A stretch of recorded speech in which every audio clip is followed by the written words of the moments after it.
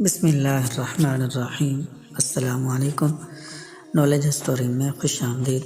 اصل بادشاہ قطب الدین ایبک شکار کھیل رہے تھے۔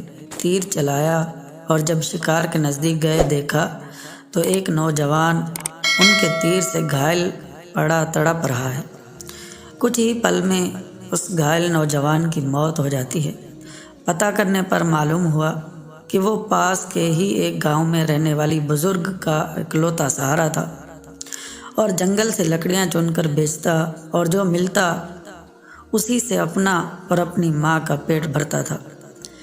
قطب الدین ایبک اس کی ماں کے پاس گیا، بتایا کہ اس کی تیر سے غلطی سے اس کے بیٹے کی موت ہو گئی۔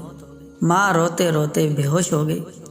پھر قطب الدین نے خود کو قاضی کے حوالے کیا اور اپنا جرم بتاتے ہوئے اپنے خلاف مقدمہ چلانے کی آزادی دی۔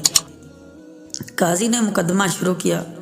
بوڑھی ماں کو عدالت میں بلایا اور کہا کہ تم جو سزا کہو گی وہی سزا اس مجرم کو دی جائے گی۔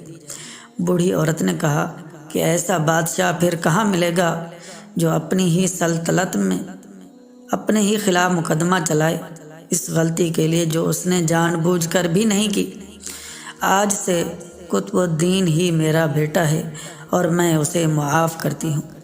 قاضی نے قطب الدین کو بری کیا اور کہا اگر تم نے عدالت میں ذرا بھی اپنی بادشاہت دکھائی ہوتی تو میں اس بڑھیا کے حوالے نہ کر کے خود ہی سخت سزا دیتا۔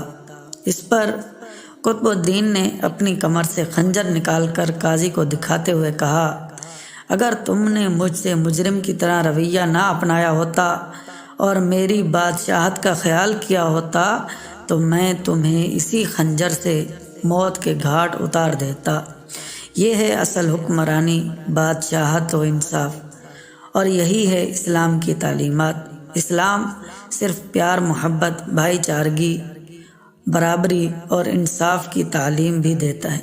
ہمیں تکبر، نفرت، ریاکاری، طرفداری اور باطل کی خوشنودی حاصل کرنے سے پرہیز کرنا چاہیے۔ ویڈیو اچھی لگے تو لائک کریں، اپنے دوستوں کے ساتھ شیئر کریں اور چینل کو ضرور سبسکرائب کریں۔ Thanks for watching. اللہ حافظ۔